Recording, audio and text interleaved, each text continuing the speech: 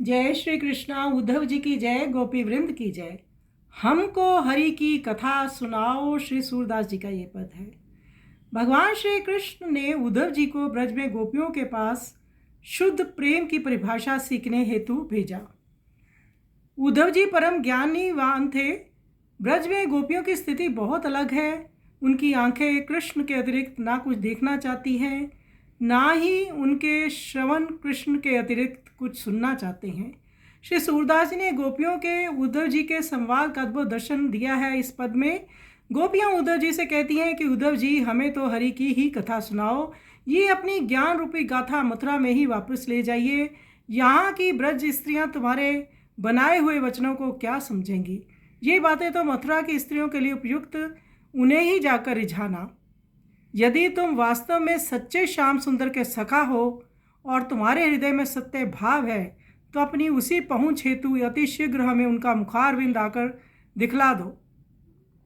चाहे कोई करोड़ों उपाय यत्न कर ले, किसी भी ज्ञान व्यवसाय से कर ले, तो सूरदास जी कहते हैं कि गोपियाँ कहती हैं, तो सुनो उद्धव जी, जैसे मछली का जल बिना अन्य कोई साधन जीवित रहने का नहीं है, वही हमारी दशा है उद्धव जी। हम कृष्ण के बिना नहीं जी सकती। हम कृष्ण के संग ही रहना चाहती हैं, उन्हीं की कथा सुनना चाहती हैं। तो हमको तो उन्हीं श्री हरि की कथा सुनाओ। तो आइए सुंदर पद का हम श्रवण करें।